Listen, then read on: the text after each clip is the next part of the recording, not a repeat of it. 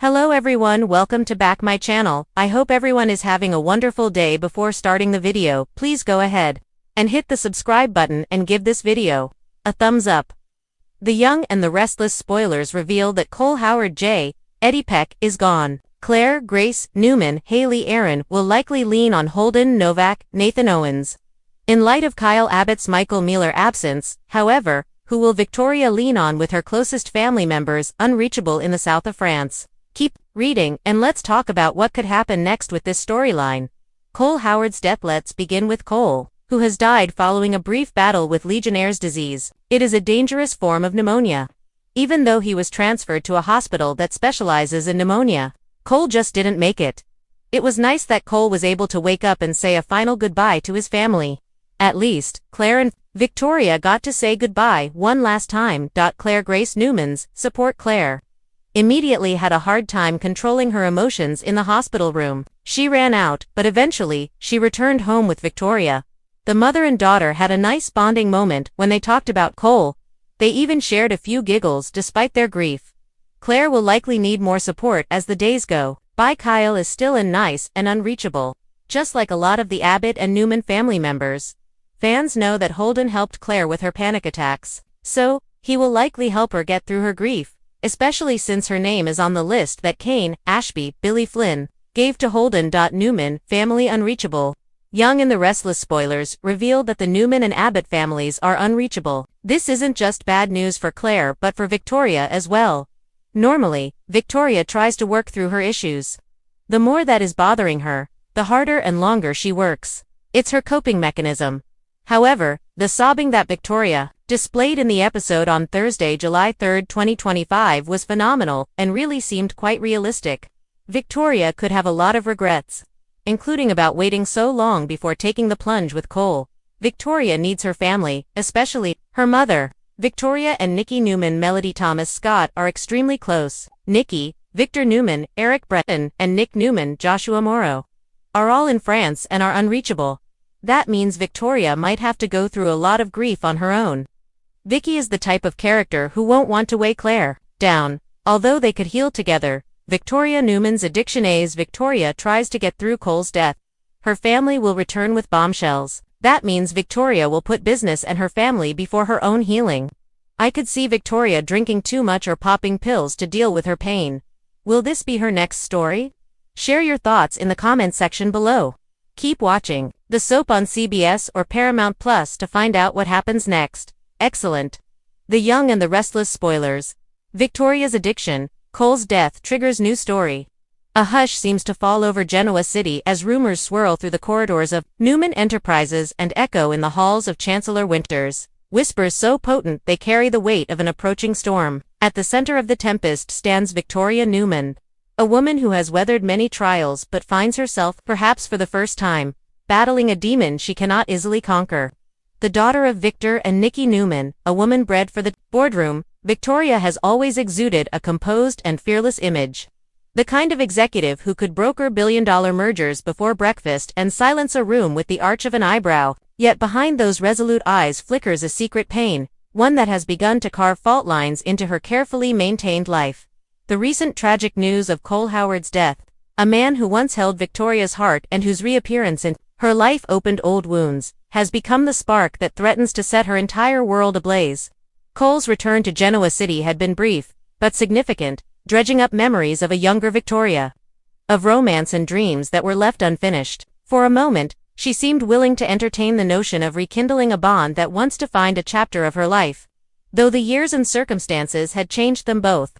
Yet before they could even explore what might lie ahead, tragedy struck in the form of Cole's sudden, shocking death, reportedly the result of a fatal car accident on a rain-slicked highway outside Genoa City. The news sends Victoria spiraling into a chasm of guilt and grief. Friends and family notice her increasing withdrawal, her absences from key meetings, her uncharacteristic silence during high-stakes negotiations. Victor tries to step in, urging his daughter to focus on the business, reminding her that the Newman legacy is one of survival and fortitude. Nikki, ever the concerned mother, senses something deeper, a fracture beneath the surface that no corporate conquest could ever heal. But neither parent fully grasps the gravity of Victoria's turmoil. nor the darkness that has begun creeping into her life in insidious, invisible ways. It starts innocuously enough: a glass of wine to quiet her mind after a long day, a sleep aid to banish the nightmares that Cole's death stirs in her restless sleep. But the line between coping mechanism and dependency is a thin one, and Victoria finds herself crossing it with increasing frequency. Soon, the wine glass becomes a bottle, the pills multiply, and the sharp mind that once commanded boardrooms with icy efficiency grows clouded and erratic. She hides it well in public, maintaining a brittle mask of poise, but behind closed doors, her world is coming apart at the seams. As the weeks roll on, the walls of Victoria's life close in. She's late to meetings, her reports come back riddled with errors, and she begins to lash out at colleagues who question her decisions. Rumors swirl through Newman Enterprises, whispers about Victoria's state of mind, her reliability, whether she's fit to helm the empire in such a fragile state. Audra Charles, ever the ambitious opportunist, watches Victoria's decline with a predatory gleam in her eyes, calculating how best to exploit the situation to her own advantage. Meanwhile, Adam Newman observes the developments from the sidelines, a complex mix of concern and opportunism brewing within him. He's always been a man torn between wanting to protect his sister and seeing any crack in the Newman hierarchy as a chance to seize power. Sally Spectra, herself grappling with motherhood and her own uncertain place in Genoa City, gently nudges Adam to be compassionate, reminding him that Victoria is family and that a move against her now could irreparably fracture the Newman clan. Yet Adam cannot entirely shake the allure of destiny pulling him toward the Newman throne, especially as Victoria's stability becomes more questionable with each passing day. As Victoria's addiction worsens, she begins experiencing vivid hallucinations of Cole. In the quiet of her home, she sees his figure standing in doorways, hears his voice whispering to her in the stillness of the night. She imagines conversations that never happened, confessions of love, apologies for leaving things undone. These visions both comfort and torment her, tethering her to a grief that refuses to loosen its hold. Her daughter, Katie, becomes increasingly worried, noticing the trembling hands, the distant stares, the forgotten promises to attend school events. Katie turns to her grandmother, Nikki, seeking help, confessing through tears that she doesn't recognize the woman her mother has become. Nikki, galvanized by her granddaughter's distress, begins her own quiet investigation into Victoria's habits, trailing her daughter to upscale bars, discreetly questioning employees at Newman Enterprises, all while praying that what she suspects isn't true. Elsewhere, the aftermath of Cole's death sends unexpected ripples through other corners of Genoa City. Nick Newman, Victoria's ever-loyal brother, finds himself torn between supporting his sister and managing his own complicated romantic entanglements. He feels responsible for keeping Victoria's issues under wraps, knowing how damaging such a scandal could be for the family business, but he's also terrified of watching his sister sink deeper into addiction. Sharon Rossells, whose past with Victoria has always been turbulent, attempts to reach out, offering a sympathetic ear and urging Victoria to seek professional help. But Victoria, caught between shame and stubborn pride, recoils from the suggestion, insisting she can manage about Victoria's troubles begin to reach Devon Hamilton and Lily Winters, who ponder what a weakened Newman Enterprises might mean for the balance of power in Genoa City's business landscape. Devon, while sympathetic to Victoria on a personal level, recognizes that the shifting sands at Newman could present opportunities for Chancellor Winters to expand their influence. Lily, however, cautions against being vultures circling over the Newman family's misfortune, reminding Devon that alliances in this town are as fleeting as they are vital. Tucker McCall, lurking as ever on the periphery of power, considers how he might exploit Victoria's vulnerable state, perhaps convincing Ashley Abbott to join him in a bold move to carve out a new market share or take over Newman's subsidiaries. Tucker's mind churns with possibilities, his trademark blend of charm and ruthlessness guiding his every step. As summer wears on, Victor Newman grows increasingly concerned, aware that Victoria's condition cannot remain hidden forever. The thought of a public scandal gnaws at him, threatening to tarnish the Newman name and undo decades of carefully cultivated reputation. He calls in private investigators to confirm his worst fears, determined to handle the matter quietly and avoid any blowback on the company. But the investigation yields devastating evidence. Victoria has been frequenting shady pharmacies, paying cash for prescription drugs under a pseudonym, and has been spotted stumbling from bars on more than one occasion.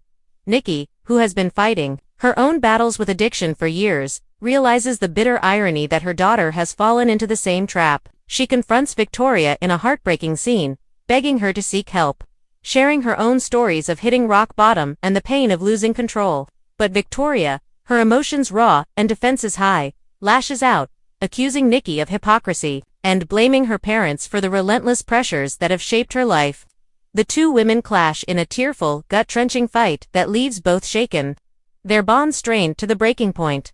Amidst the chaos, a stunning twist in piece of evidence suggesting that Cole Howard's death may not have been an accident after all. A routine examination of his wrecked vehicle uncovers suspicious brakeline damage, hinting at foul play. Genoa City Police open an investigation, with Christine Williams spearheading the case, determined to uncover the truth. The possibility that Cole was murdered injects new urgency into Victoria's unraveling mental state. Suddenly, the hallucinations, the guilt, the obsession, they all take on new significance. Did someone want Cole dead because of something he knew? Was he returning to Genoa City to reveal a secret that someone was desperate to keep buried? Victoria clings to the hope that finding Cole's killer might bring her peace. But her pursuit becomes dangerously obsessive. Ignoring advice to step back, she throws herself into her own investigation, convinced that solving the mystery will heal her fractured spirit. She alienates friends and family in her quest, accusing powerful figures, from Adam to Audra, of orchestrating Cole's demise. Her accusations ripple through Genoa City, sowing distrust and paranoia. Billy Abbott, who shares a deep history with Victoria, grows increasingly worried and steps in to help. Their past romance flickers again, as Billy becomes one of the few people Victoria allows close. He insists on driving her to meetings, tries to limit her access to alcohol, and urges her to enter rehab. But Victoria, both touched and infuriated by his intervention, refuses to admit she needs saving. As July draws to a close, the stage is set for monumental shifts. The investigation into Cole's death intensifies. New evidence pointing to a surprising suspect whose connection to Victoria may shatter her completely. Meanwhile, Victor must decide whether to force Victoria into treatment against her will, risking her fury but perhaps saving her life. Audra circles like a shark, preparing to seize power at Newman if Victoria falls. Nick stands on the brink of revealing the truth about his sister's addiction to the board. Torn between protecting her and preserving the company, Victoria, alone, in her mansion, pours another glass of wine and stares at the empty chair across from her. Convinced, she sees Cole sitting there, urging her to keep searching for the truth. Her eyes glisten with both hope and madness. As the shadows deepen around her, one thing becomes chillingly clear: Victoria's future, and perhaps the future of Newman Enterprises itself, hangs by a fragile, trembling thread. The question now haunting Genoa City is not only who killed Cole Howard but whether Victoria Newman will survive the answers when they finally come to light. Would you like this condensed, expanded further, or adapted into another format like a YouTube script or blog post? Let me know how else I can help refine it. Thanks for watching this video, and please subscribe our America News YouTube channel for more update news.